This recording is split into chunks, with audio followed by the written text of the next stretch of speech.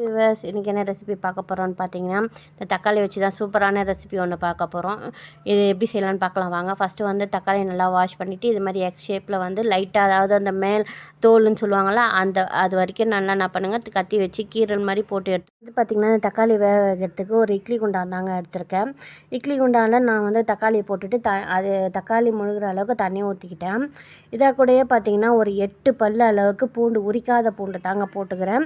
இதுக்கப்புறம் பார்த்திங்கன்னா ஒரு 6-7 காஞ்ச மிளகா போட்டிருக்கேன். நம்ம வந்து காஞ்ச மிளகா வந்து இது மட்டும் காரம் கிடையாதுங்க, நம்ம வெறும் மிளகா தூள் கூட சேர்க்க போகிறோம். பார்த்து சேர்த்துக்கோங்க.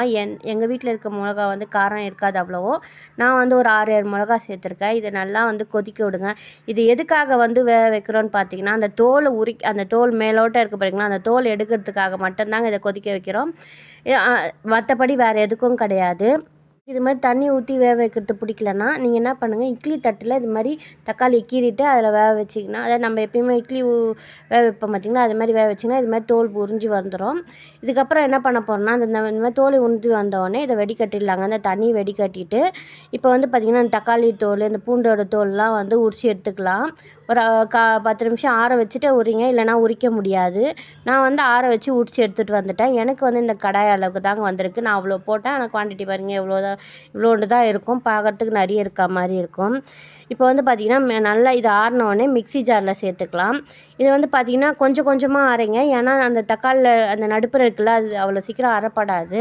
அதனால் என்ன பண்ணுங்கள், கொஞ்சம் கொஞ்சமாக போட்டு அரைச்சிக்கோங்க. சூடாக மட்டும் அரைக்காதீங்க. மூஞ்சில் அடிச்சிச்சின்னா அவ்வளோதான், மூஞ்சே அப்படியே ஒரு மாதிரி செப்பாக ஆகிடும். அதனால் நல்லா ஆறட்டோன்னு விட்டுட்டு அரைங்க. இது கூடவே பார்த்திங்கன்னா வெல்லம் இந்த அளவுக்கு சேர்த்துக்கோங்க போதும். அப்புறம் பார்த்திங்கன்னா ஒரு சின்ன நெல்லிக்காய் அளவுக்கு புளி, அப்புறம் பார்த்திங்கன்னா ஒரு டீஸ்பூன் சர்க்கரை. இதெல்லாம் எதுக்கு சேர்க்குறோன்னு பார்த்திங்கன்னா, புளிப்பு, இனிப்பு, அப்புறம் பார்த்திங்கன்னா அந்த புளிப்பு, இனிப்பு, அப்புறம் பார்த்திங்கன்னா அந்த வெல்லத்தோட டேஸ்ட், இதெல்லாம் பார்த்திங்கன்னா சூப்பராக இருக்கும்.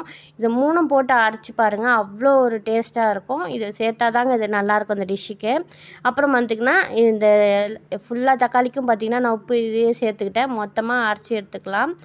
இது பாருங்கள், அரைச்சி எடுத்துன்னு வந்துட்டேன். எனக்கு அந்த கடாய் ஃபுல்லாக வந்திருக்கு. இப்போ என்ன பண்ண போகிறோன்னு பார்த்தீங்கன்னா, கடாயை வச்சு எண்ணெய் காஞ்ச உடனே இது கூட ஒன்றுமே சேர்க்க வேண்டாங்க. கடுகு, எல்ஜி பெருங்காயத்தூள் தாங்க நான் சேர்த்துருக்கேன். நீங்கள் எந்த பெருங்காயம் வச்சுருக்கீங்களோ அந்த பெருங்காயம் சேர்த்துக்கோங்க. இது 2 பொருள் இருந்தாலே போதும். கருவேப்பிலை சேர்க்குறோன்னா சேர்த்துக்கோங்க. எனக்கு வேணாம், நான் வந்து அதாவது நான் வந்து ஒரு 2-3 நாள் வச்சு யூஸ் பண்ணலாம். அதனால் வந்து நான் கருவேப்பிலலாம் சேர்க்கலைங்க. நீங்கள் வேணும்னா தாராளமாக சேர்த்துக்கோங்க.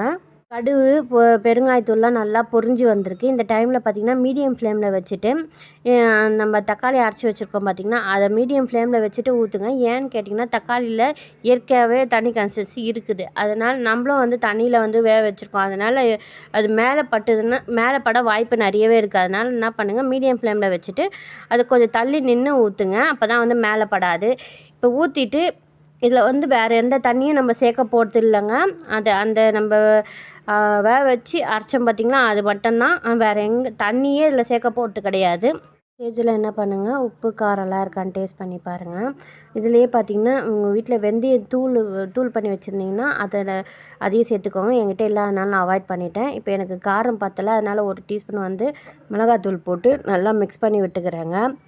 வந்து பார்த்திங்கன்னா தக்காளி ஊறுகாய் மாதிரியே இருக்கும், தக்காளி தொக்கு மாதிரியே இருக்கும், டிஃப்ரெண்ட்டாக இருக்குங்க அந்த டேஸ்ட்டு. இது நல்லா மிக்ஸ் பண்ணி விட்டுட்டு மூடி போட்டு கொதிக்க வைங்க. மீடியம் ஃப்ளேமில் வச்சு கொதிக்க வைங்க. மூடி போடுங்க. 1க்கு 2 தடவை சொல்கிறேன், இல்லை மேலெல்லாம் தெரிக்கும், அதனால் சொல்கிறேன். நீங்கள் கேஸ் எல்லாம் க்ளீன் பண்ண வேண்டியதும் கையிலையும் படுறதுக்கான வாய்ப்பு அதிகமாகவே இருக்குது. இது நல்லா எண்ணெய் சுண்டி வர அளவுக்கு கொதிக்க வைங்க. எனக்கு வந்து ஒரு அரை மணி நேரம் ஆச்சுங்க இது கொதிக்க வச்சு எடுக்கிறதுக்கு. இது எண்ணெய் மேலே திரிஞ்சு வர அளவுக்கு கொதிக்க வைங்க நல்லா. இந்த டிஷ்ஷு வந்து பார்த்திங்கன்னா தோசை, இட்லி, அப்புறம் பார்த்திங்கன்னா சாப்பாட்டுக்கு கூட சூப்பராகவே இருக்கும். இப்போ நீங்கள் ஊருக்கெலாம் போகிறீங்கன்னா உங்கள் ஹஸ்பண்டுக்கு செஞ்சு வச்சுட்டு போகலாம். 1 வாரம் வரைக்கும் கெடாது. நல்லெண்ணெயில் செஞ்சிங்கன்னா கெடவே கெடாதுங்க. கண்டிப்பாக ட்ரை பண்ணி பாருங்கள். இந்த டிஷ்ஷு வந்து பார்த்திங்கன்னா எங்கள் வீட்டில் எல்லாருக்குமே ரொம்ப பிடிக்கும். இந்த சட்னின்னு சொல்ல முடியாது, ஊறுகான்னு சொல்லுவாங்க. டேஸ்ட்டு அல்டிமேட்டாக இருக்குங்க. கண்டிப்பாக ட்ரை பண்ணி பாருங்கள். வீட்டில் எல்லாருமே விரும்பி சாப்பிடுவாங்க. இவ்வளோ வைக்கிறேன்னே தவிர ஒரு நாள்லேயே காலி ஆகிடுங்க. கண்டிப்பாக ட்ரை பண்ணி பார்த்துட்டு எப்படி இருக்குன்னு சொல்லிட்டு கமெண்ட் செக்ஷனில் கமெண்ட் பண்ணுங்கள். உங்களுக்கு இந்த வீடியோ பிடிச்சிருந்தா லைக் பண்ணுங்கள், ஷேர் பண்ணுங்கள், சப்ஸ்கிரைப் பண்ணுங்கள். பாய்.